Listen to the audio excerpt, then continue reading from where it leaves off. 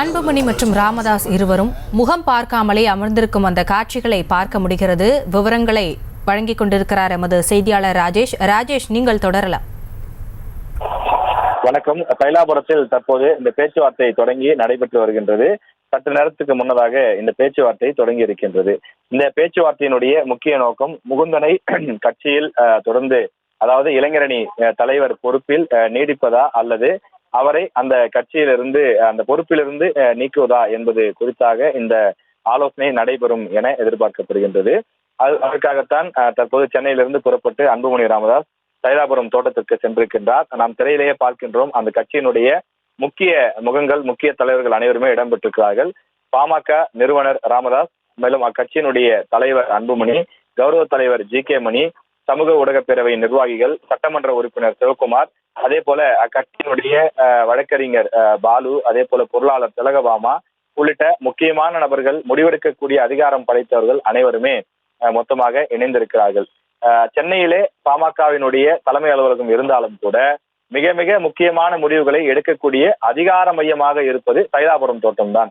எந்த கூட்டணி பேச்சுவார்த்தை நடைபெறுவதாக இருந்தாலும் அல்லது அந்த அக்ரிமெண்ட் சைன் செய்வதாக இருந்தாலும் இவை நடைபெறக்கூடிய இடமாக தைலாபுரம் தான் இருக்கிறது. ஒருவருக்கு பதவியை போடுவதாக இருந்தாலும் பதவியை விட்டு நீக்குவதாக இருந்தாலும் இதுவரையில் அது தைலாபுரம் தோட்டத்திலிருந்து தான் வந்திருக்கின்றது.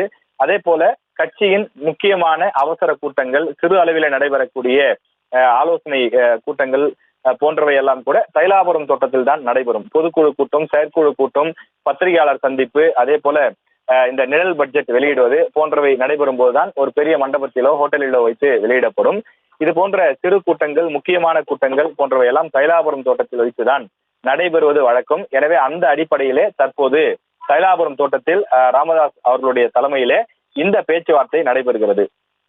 தந்தை மகன் இருவருக்கும் இடையே கருத்து மோதல் ஏற்பட்டிருக்கிறது. குறிப்பாக பாமகவினுடைய நிறுவனர் மற்றும் தலைவர் இடையே இந்த கருத்து மோதல் ஏற்பட்டிருக்கக்கூடிய நிலையிலே தற்போது அவர்கள் இந்த பேச்சுவார்த்தையை நடத்தி வருகிறார்கள். முக்கிய நிர்வாகிகள் கூடி தொடர்ந்து முகுந்தனை இந்த பொறுப்பிலே, இளைஞர் அணி தலைவர் பொறுப்பிலே வைத்துக் கொள்ளலாமா அல்லது நீக்கலாமா என்பது தொடர்பாக ஆலோசனை நடைபெறுகிறது. ராமதாஸ் அவரை இந்த பதவியில கொண்டு வர வேண்டும் என விரும்பக்கூடிய நிலையில அது குறித்த காரணங்களை எல்லாம் நாம் ஏற்கனவே பார்த்திருந்தோம்.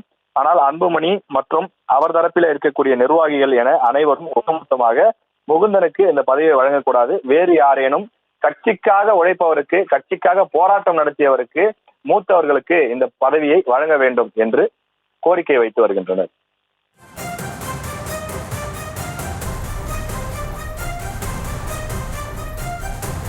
ராஜேஷ், முகுந்தன் இந்த பேச்சுவார்த்தையில் பங்கேற்கவில்லை என்று தெரிவிக்கப்படுகிறது. முன்னதாக அவர் தான் விலகிக் கொள்வதாகவும் அறிவித்திருந்தார். அது குறித்தான விவரங்கள் என்ன?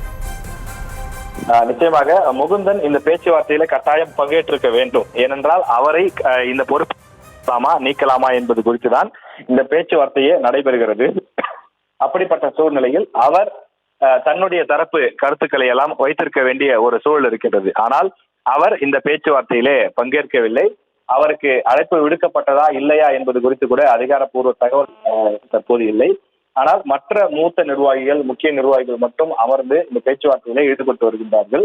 முகுந்தன் தரப்பிலே நாம் விசாரித்த போது அவர்கள் சொன்ன தகவல், அதாவது முகுந்தன் இதுவரை அதிகாரப்பூர்வமாக தான் விலகிக் கொள்வதாக எங்கும் ஸ்டேட்மெண்ட் வெளியிடவில்லை. ஆனால் அவர் தரப்பிலே நாம் விசாரிக்கும் போது அவர் அப்செட்டிலே இருப்பதாகவும், அவருக்கு கட்சியிலே போதுமான ஆதரவு இல்லை, பொதுக்குழுவிலே அவரது பெயரை இளைஞரணி தலைவருக்கு நான் நியமித்துள்ளேன் என அறிவித்த போதும் பொதுக்குழு உறுப்பினர்கள் எழுந்து கரகோஷம் செய்யவில்லை, அவரை வரவேற்கவில்லை என்ற ஒரு வருத்தம் இருப்பதாக குறிப்பிடுகிறார்கள்.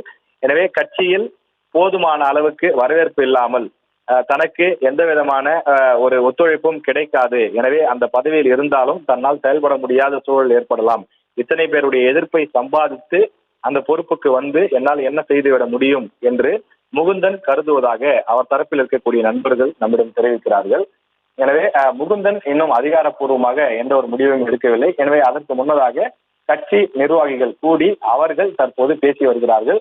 இதில் இருக்கக்கூடிய பெரும்பாலானவர்களுடைய கருத்து என்னவாக இருக்கிறது என்றால், முகுந்தனை அந்த பொறுப்புக்கு கொண்டு வரக்கூடாது என்பதுதான். நம்ம ஏற்கனவே நமக்கு தெரியும், இருவரும் கருத்து மோதல்கள் இருக்கக்கூடிய சூழ்நிலையில் ஒரு சிலர் ராமதாஸ் அவர்களுக்கு ஆதரவாகவும், மேலும் சிலர் அன்புமணி அவர்களுடைய கருத்துக்கு ஆதரவாகவும் துணை நிற்கிறார்கள். ஆனால் இதில் பெரும்பாலானவர்களுடைய கருத்து என்பது முகுந்தனை கட்சிக்குள் கொண்டு வர வேண்டாம், கொண்டு வந்தால் குடும்ப கட்சியாக மாறிவிடும். அது மட்டும் இல்லாமல் அவர்கள் அனைவரும் முன்னிறுத்தக்கூடிய முக்கியமான கருத்து, முகுந்தன் ஒரு பெரிய ஃபீல்ட் ஒர்க்கர் கிடையாது. அவர் கட்சியில நல்ல அறிமுகமான முகமும் கிடையாது. இல்ல ஒரு நல்ல குட் ஃபீல்ட் ஒர்க்கரா இருந்தாலும் பரவாயில்ல, அதன் மூலமா கட்சியை வளர்த்திருப்பார், இளைஞர்கள் உள்ளே வருவார்கள் என்று சொல்லலாம். ஆனால் அவர் ஃபீல்ட் ஒர்க்கரும் கிடையாது. கடலூர் மாவட்டத்தினுடைய எம்பிக்கு அவருக்கு பொறுப்பாளராக பணி வழங்கப்பட்ட போது கூட அந்த பணியை அவர் ஒழுங்காக திறம்பட செய்யவில்லை என்றும் சுட்டிக்காட்டுகிறார்கள். எனவே இப்படிப்பட்ட சூழ்நிலையில் ஒரு தொகுதியையே கட்டி காக்க முடியாதவர், அதற்கு ஒரு நல்ல ரிசல்ட் எடுத்து கொடுக்க முடியாதவர் எப்படி ஒரு கட்சியினுடைய மாநில இளைஞரணி செயலாளராக இருந்து ஒரு தலைவராக இருந்து செயல்பட முடியும் என்றும் கேள்வி எழுப்புகின்றனர்.